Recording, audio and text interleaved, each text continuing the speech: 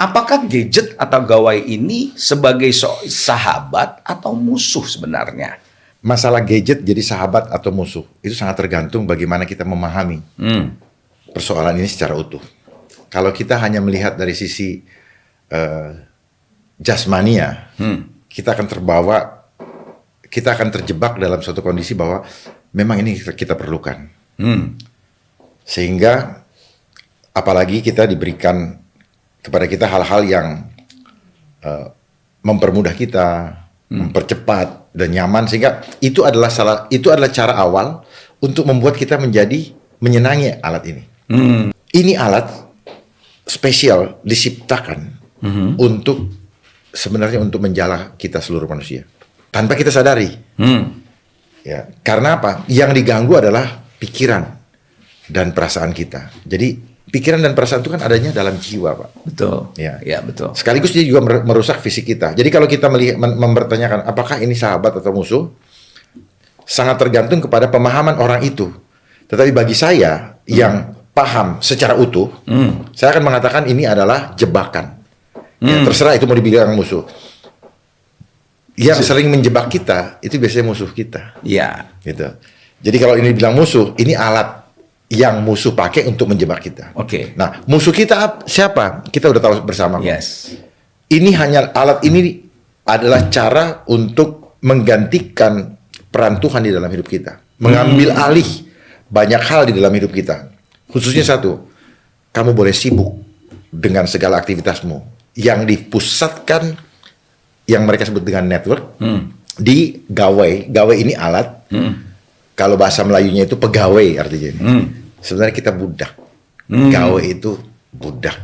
Ya, pegawai itu budak. Nah, itu supaya apa? Supaya kita hanya taunya ini dan itu, beraktivitas di sini, dan waktu kita habis. Dia tidak ingin kita mencari Tuhan.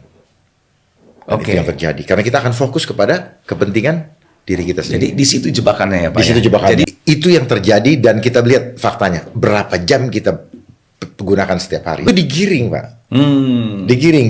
Diciptakan seolah-olah ini adalah perkembangan teknologi secara alami.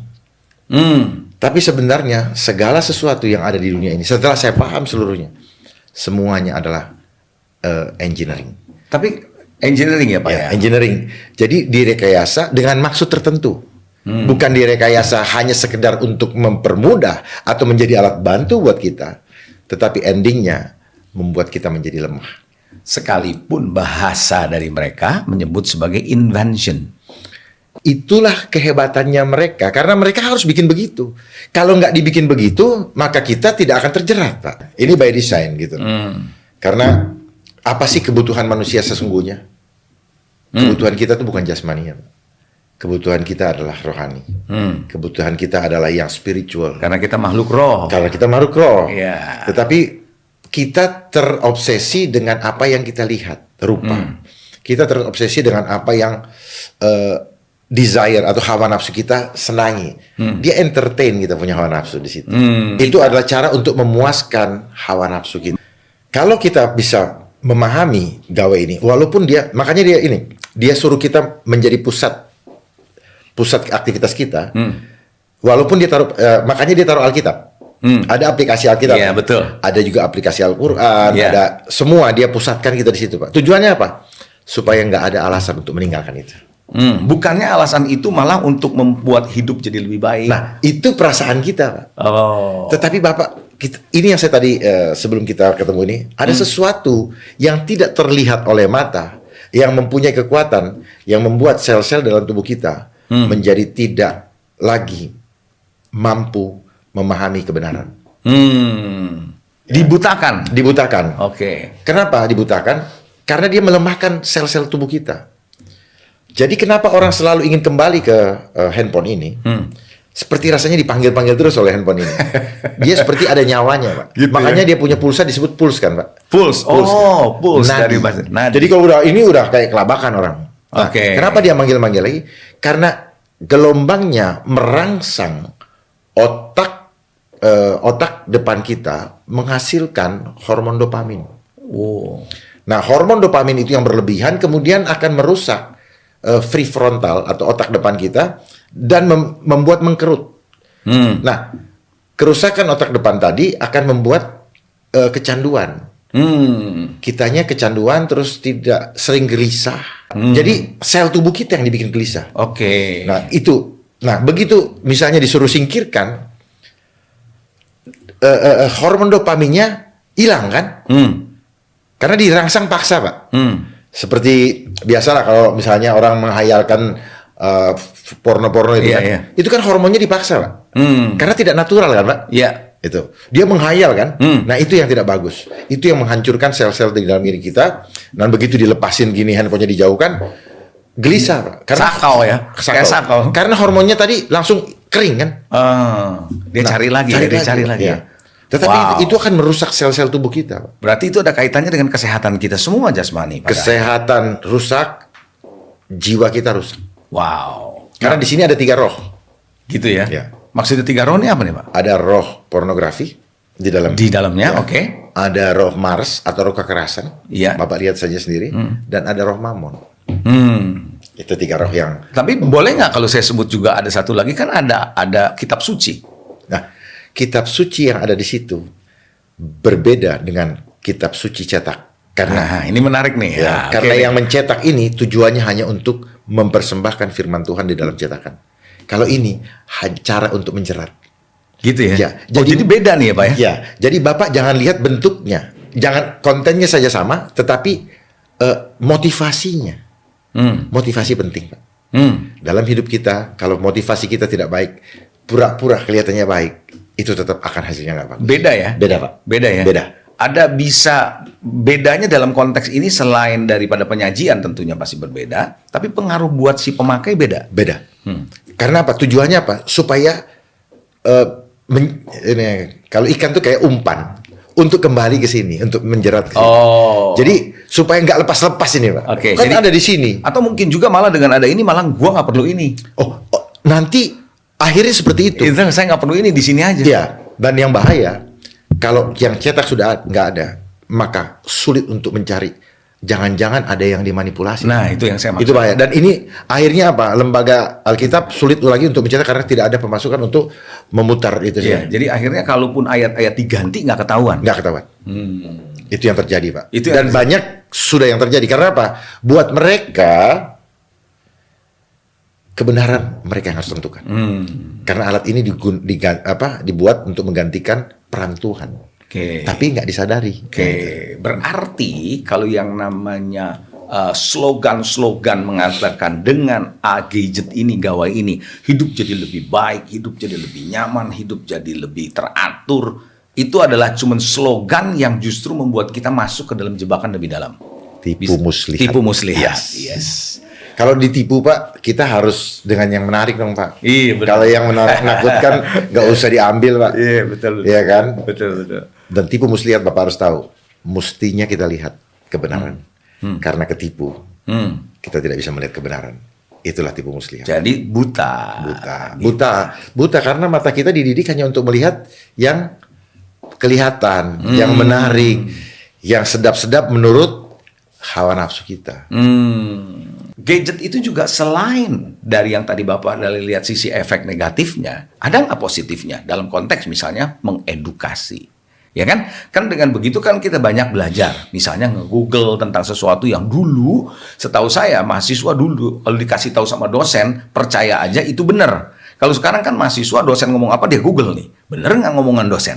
Kan gitu ya. Berarti itu ada sistem edukasi. Wawasan bisa terbuka. Nah, menurut Bapak, apakah dengan gadget atau gawai ini yang membuat kita teredukasi dengan baik, informasi dengan baik, bukankah itu akan bisa menolong SDM menjadi lebih cerdas? Lebih cerdas, lebih baik, lebih siap dalam menghadapi ledakan yang disebut bonus demografi buat Indonesia. Kan gitu kan? Itu kan di kalangan anak-anak tengah tuh ya kan? Yes. Nah, dengan adanya gadget ini, menurut Bapak gimana?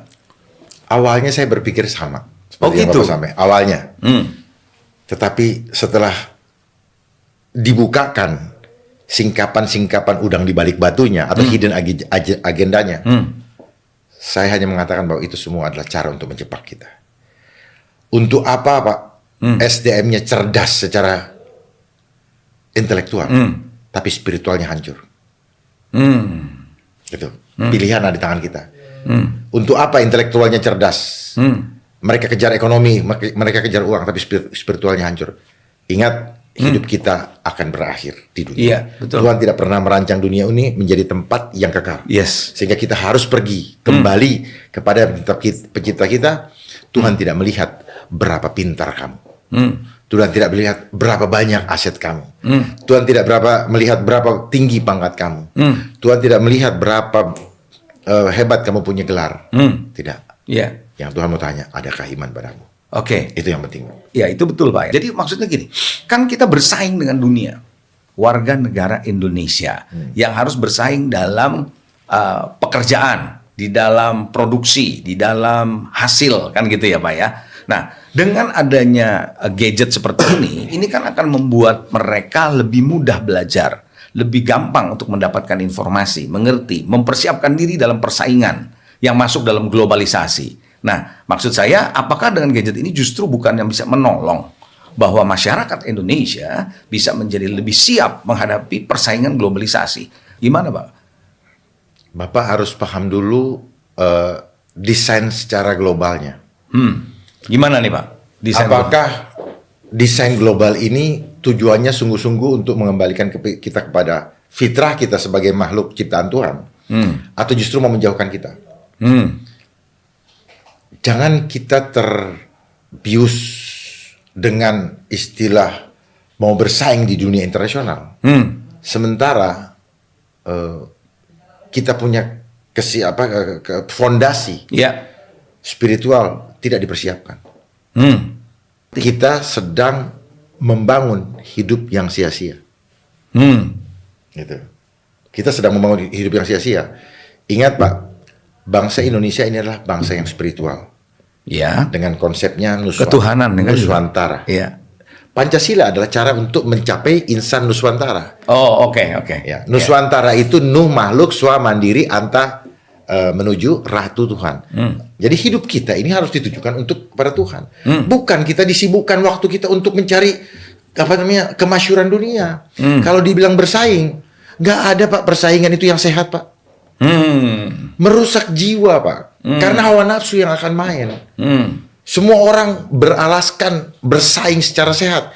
Tidak, Pak. Ini ilusi. Ini adalah tipu muslihat yang dibangun untuk membuat manusia mempunyai jiwa-jiwa jahat. Sehingga membeda-bedakan dengan teori segitiga piramida. Segitiga piramida, Pak. Orang bersaing untuk mencapai ke puncak itu melalui seleksi alam. Padahal seleksi alamnya tidak alam. Pakai strategi ya. Pakai strategi, dan strateginya selalu ujungnya apa? Harus pakai uang. Gak ada yang alam. Tuhan tidak menginginkan kita bersaing. Yang Tuhan inginkan dalam hidup kita harus gotong royong. Harmonis. Harmoni. Karena Indonesia the land of harmoninya dunia. Iya. Nah, kenapa kita harus gotong royong? Karena Tuhan menciptakan manusia dengan keunikan masing-masing. Tetapi dunia ini sudah menyeragam kita dengan sistem edukasi yang diseragamkan. Ya, dan ada orang yang kemampuannya melukis dipaksa untuk belajar di sekolah. Nggak bisa, Pak. Akhirnya dia harus mengejar nilai karena harus naik kelas. Dan dia deketin gurunya, dia bayar gurunya. Pura-puranya les. Gurunya bukanlah guru yang sejati karena dia tidak praktek. Dia hanya mempelajari satu mata pelajaran. Tadi tidak komprehensif. Tidak komprehensif. Sementara si murid disuruh belajar 20 mata pelajaran. Bagaimana dia bisa menguasai, Pak? Dan ternyata pada akhirnya dicari sekarang apa? Orang yang profesional, Pak, dalam bidangnya. Kenapa nggak dari dulu aja kita dengan profesional itu kan berkaitan dengan unik, Pak? Ya, keunikan. Iya. Gifting ya. Kenapa nggak dari awal? Bapak hebatnya apa? Udah dipertajam di situ. Tukang kayu yang hebat seperti Tuhan Yesus kan gitu. Mau jadi penyanyi yang hebat, pelukis yang hebat. Mau orangnya misalnya dibilang cacat fisik, ya udah nggak apa-apa, kayak Andrea Bocelli, dia terkenal di turun dunia. Nggak usah asah aja di mana jago dia. Dia jadi pemain bola jago, tendang bola aja. Jadi ini konsepnya Alkitabiah sebenarnya, Pak ya. Ini yang tubuh Kristus dengan anggota yang berbeda-beda. Gitu, itu ya. Pak, itu yang harus kita bangun. Dunia ini, kita semua korban, Pak. Gitu ya. Tapi setelah kita tahu, ya kita wajib menyampaikan kebenaran itu dengan segala risiko. Iya, secara pribadi dan secara kelompok spesifik apa nih dampaknya, ya kan? Sebelum saya masuk ke situ, saya mau jelaskan kembali bahwa motivasi dibuatnya alat yang satu ini. Karena dia bicara interinformasi dan komunikasi. Hmm. Ini adalah proses kehidupan manusia. Itu dia mendapatkan informasi dan dia menyampaikan dengan komunikasi. Ya. Ya kan? Nah, kalau informasinya salah, komunikasinya akan salah. Ya pasti itu. Ya kan? Kayak garbage in, Nah, garbage out gitu ya. di situ dia mainkan, Pak. Itu. Nah, dari awal alat ini dibuat sudah disusupi yang disebut dengan ada gelombang hipno elektromagnetik. Ada mantranya. Gitu ya. Ya, ada Dengar nih, mantranya. Pak. Jadi kenapa kita tidak bisa menyadari, kita tidak ada yang tidak percaya? Karena nanti percayanya kalau sudah ini anak gue begini, ternyata kita jadi begini-begini, suami istri jadi karena memang ini disiapkan untuk menjebak kita. Oke. Kalau tidak ada mantranya, kalau mungkin dan apa yang saya sampaikan sudah 2 tahun berturut-turut tentang hal ini, bahwa di dalam buku saya yang saya buat Indonesia dalam Rekayasa Kehidupan, di situ saya tuliskan bahwa di situ ada gelombang hipnonya. Nah, gelombang ini tidak terlihat oleh mata. Inilah kelemahan kita karena kita tidak lihat oleh mata. Yang sebenarnya ini adalah racun menurut saya pribadi, ya, karena kehancuran yang dibuat lebih berbahaya daripada narkoba. Narkoba Ya. 3 bagian otak rusak. Oke. Kalau ini 5 bagian otak rusak.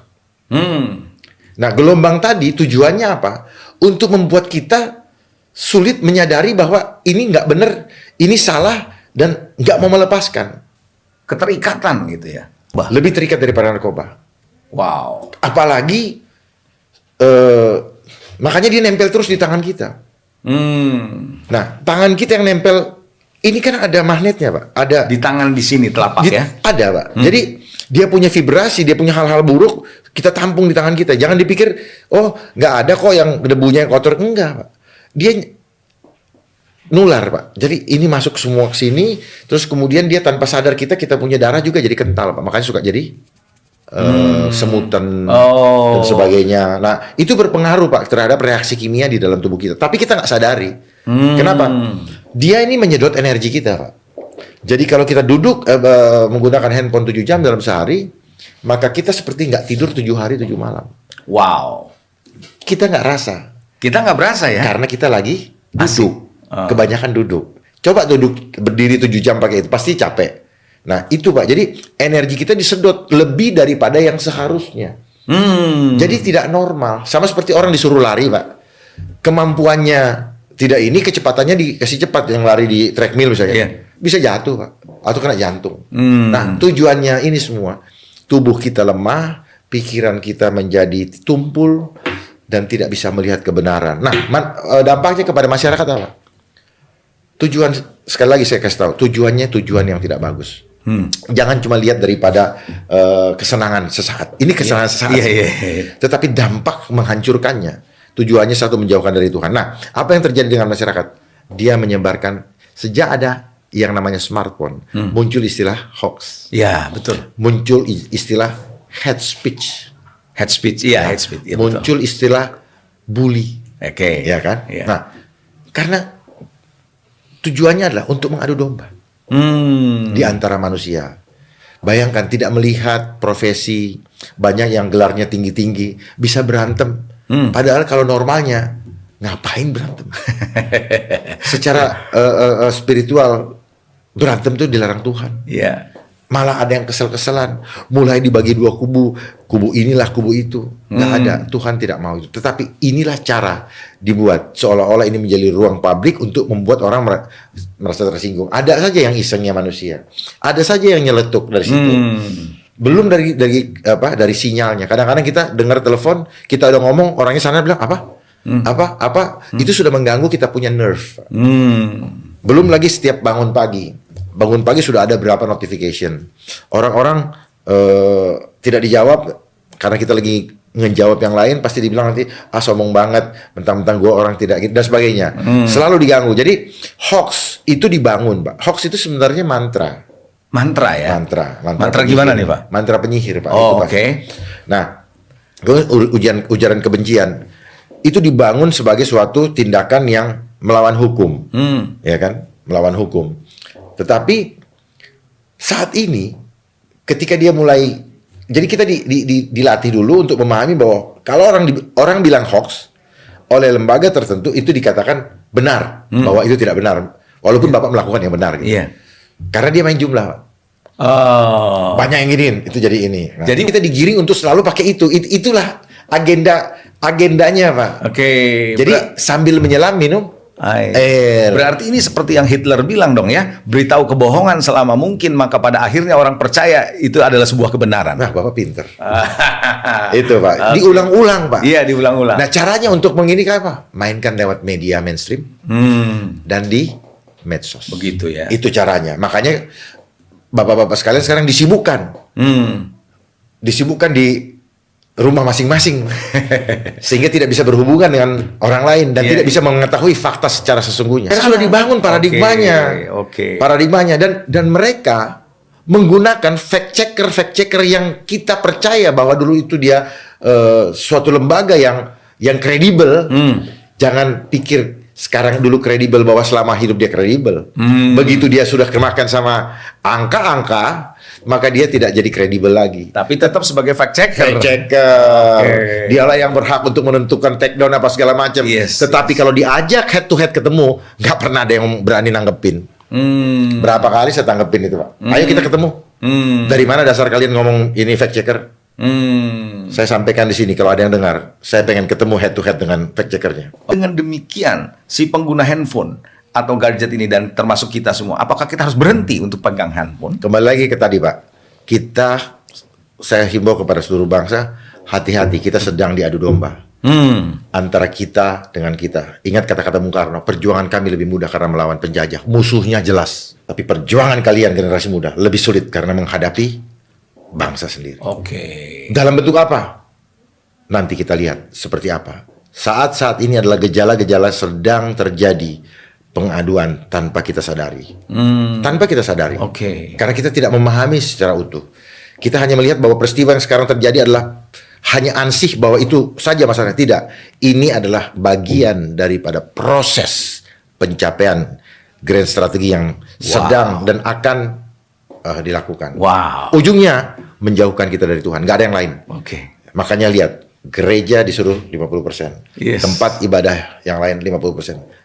Ujung-ujungnya semua harus kosong. Oke. Karena orang mulai males. Males ke gereja, semua online. Online. Oke. Karena apa? Selnya sudah on. Gara-gara gelombang. Maaf saya katakan. Iya, iya. Online, Zoom, semuanya membodohi kita. Passionnya tidak ada. Anak-anak sekolah juga bukan jadi pintar, jadi bodoh. Karena yang ngajar ibunya. Ibunya tidak dipersiapkan untuk jadi guru. Ya. Oke. Ya, ini adalah cara untuk merusak bangsa. Oke. Dan saya khawatir nanti suatu saat apakah penerus bangsa ini siap untuk tetap menjaga kedaulatan bangsa kita dengan mempersiapkan generasi yang seperti itu. Apa pesan Bapak untuk anak-anak muda dalam kaitannya dengan gadget? Itu yang pertama dalam waktu dan yang kedua nih Pak, yang terakhir adalah apa manfaat, bagaimana gadget bisa dipakai untuk pekabaran Injil? Menurut Bapak dalam pekabaran Injil dan pelayanan di gereja. Tadi untuk anak-anak muda ya? Ya, yang pertama anak-anak muda dulu. Apa pesan Bapak, Pak, secara pribadi sebagai seorang yang membidang ini? Ya, karena saya paham secara utuh, ya, gadget ini gunakan hanya untuk memberitakan firman Tuhan. Beritakan firman Tuhan, sampaikan hal-hal yang memberkati. Di luar itu, no way. Wow. Hati-hati. Mereka lebih dahulu menjala manusia, menjala jiwa. 7, sekian miliar penduduk dunia sudah dijala. Kalau kita tidak hati-hati, memang kita bisa pakai pelayanan, tetapi berapa lama? Berapa persentasenya dibandingkan mereka sudah mengerjakan itu semua? Silakan pakai untuk pelayanan, tetapi kita harus tahu bahwa kita tidak akan sanggup kalau kita mengandalkan bersandar pada pengertian kita sendiri. Oke. Nggak sanggup. Tapi harus tahu bagaimana memproteksi diri supaya akibat gadget ini tidak mengendalikan kita. Oke. Persoalannya di situ, Pak. Oke. Rajin-rajin jemur pagi, Pak. Oke. Ya. Untuk menjaga kita punya sel Ya, dalam jam 10 pagi selama 10 menit. Rajin-rajin jemur pagi. jam 10 menit. Wow. Terbaik. Yang terbaik. Yang terbaik. Oke. Ya, yang Yes. terbaik. Oke. Pesan saya gini, life is choice. Oke. Tujuan hidup kita apa? Tentukan dulu. Manfaat apa yang kita dapat di sini? Kalau buat matriks, kalau membuat jauh dari Tuhan, lebih baik lepaskan. Ya. Hidup harus memilih, Pak. Kita tidak bisa menghamba kepada dua tuan. Yes. Nah, yang satu ini dia mau menyerupai Tuhan. Makanya dia di Kejadian 1 ayat 3, dia menciptakan bumi kosong Gelap gulita. itu. Ya. Nah, di sini ruang gelap gulita, Pak. Makanya dibilang sini ada manipulasi. Ruang gelap gulita ini sengaja dibuat supaya kita sulit untuk mengetahui apa yang dikerjakan. Pulsa kita aja kita nggak tahu kok bagaimana hitungannya menarik dikonversi jadi angka. Nggak tahu, Pak. Bapak kirim foto, Bapak kirim ke grup, makin semuanya ditarik tuh, Pak, yang ada di grup. Oke. Jadi begitu rupa disedot, data dia ambil, karena dia simpan di big data. Uang sisa, karena sekarang banyak orang yang menganggur sudah tidak bekerja lagi, disedot semua, kayak vampire. Ya. Ketiga, kesehatannya hancur, jiwanya rusak. Wow. Pilih yang mana? Good. Mau banyak uang? Yes. Oke, life is a choice. Life is a choice. Oke, baik.